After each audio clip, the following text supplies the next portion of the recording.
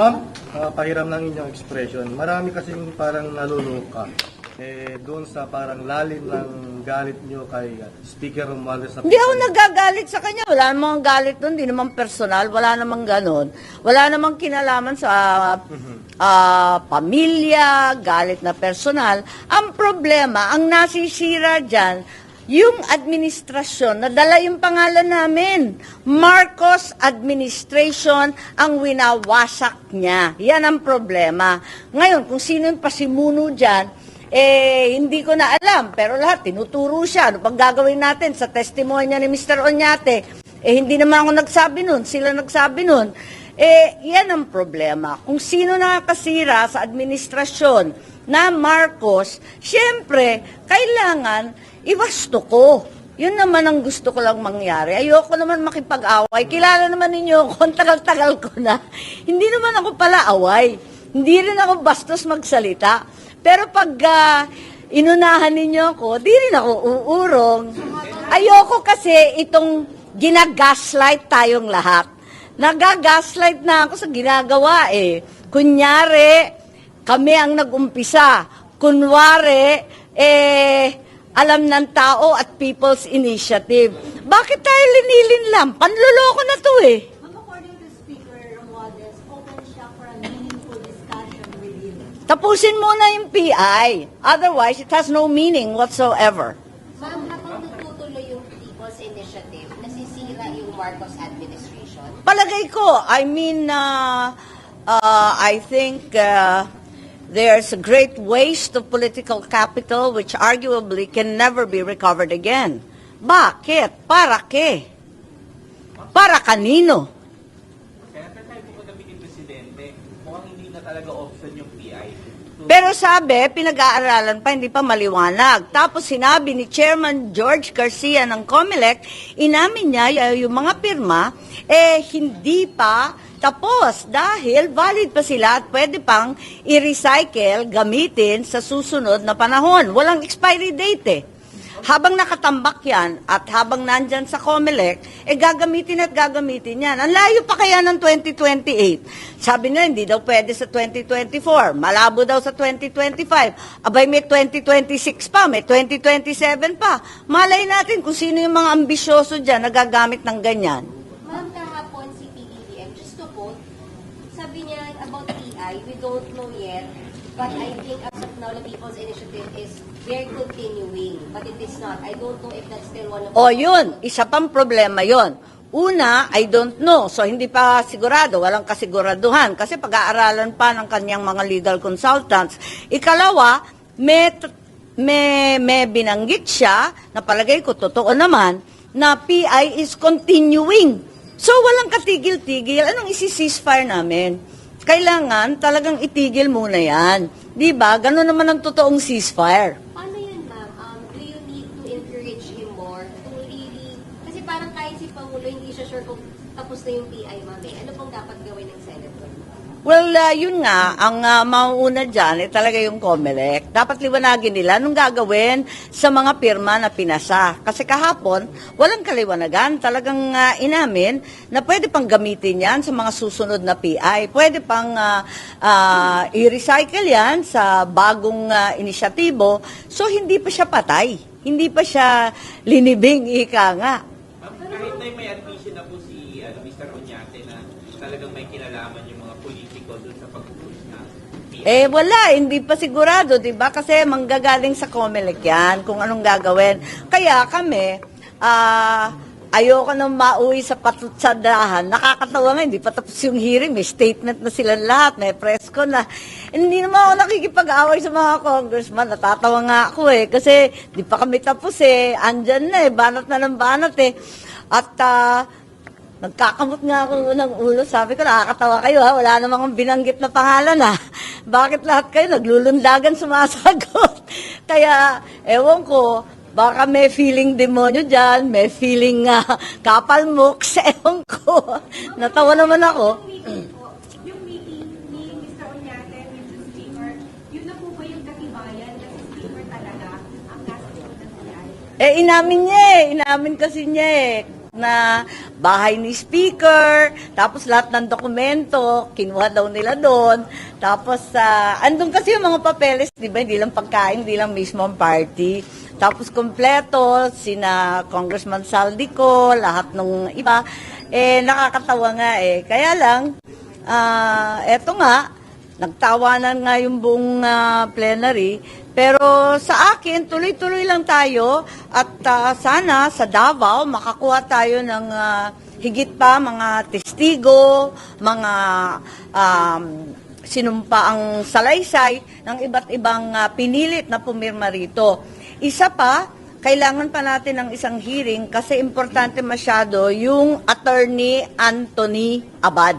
Kinakailangan itong pangalan na nasa ibaba ng form ay magtestigo rin para malaman natin. Kilala naman natin siya pero nung dati madali namang kausap yan pero mukhang nasa abroad. So aabangan natin na pagdating niya, kausapin na lang natin kung ano. Sabi ng speaker, nag-a-advise lang naman daw sila. Kumbinsido ka ba, ma'am, na hanggang pag-advise lang or may hindi daw siya initiator naman? Well, nakikinig naman ako sa lahat. The hearing is ongoing. I'm not about to draw conclusions right now, although I think it's become apparent to the public that Congress is somehow involved. Money involved din po kayo, ma'am. Hindi po nila money involved. Well, napakalaki ng halagang 55 million para sa isang TV ad at nakakatuwa dahil cash daw ang dinala, balik na naman tayo sa 55 kilos at eto nga, hinihinga natin ng resibo, wala naman resibo, donor stocks, wala naman donor stocks, ayaw naman ipagtapat kung sino yung ibang donor, maliban dun sa kalahating siya nag-donate. So, abangan natin. We'll give them time, although Minority Leader was demanding a breakdown of the expenses at 2 p.m. They were unable to provide it. So, I shall be waiting for the submission. In addition, we are also waiting with bated breath for submissions from COMELEC, documents that they have failed to provide so far. Ma'am, should the Senate encourage PBBM not to make PI an option? Kasi hanggang Hindi nakikialam ang legislative sa executive. Nasa executive yon. Kahit kapatid ko yon, syempre hindi tayo nang hihimasok sa trabaho ng iba. Yes po. Ma'am, where do you stand? Are you with the Dutertes or the Marcoses? Why should I be required to make a choice? Mahal ko silang lahat. Ang ayoko, yung nakakasira ng aming pangalan. So, ipagtatanggol ko. Alam mo, hirap na hirap kami. 36 years yan pinaglaban. Matapos yung EDSA, no? Talaga kung saan-saan ako napadpad. Ang hirap-hirap talaga ng pinagdaanan namin, ng aking pamilya, ng aking mga anak.